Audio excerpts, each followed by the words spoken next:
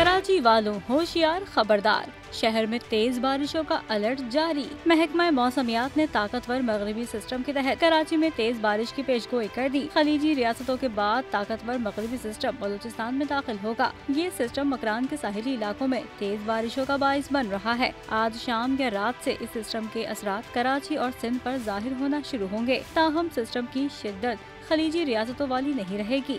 महकमा मौसमियात ने पेशगोई की है कि आज शाम या रात से कल दोपहर के दरमियान सिंध की साहिली पट्टी पर गरज चमक के साथ बारिश का इम्कान है। आइंदा 24 घंटे में जनूबी और मशरकी सिंध में भी गरज चमक के साथ बारिश हो सकती है।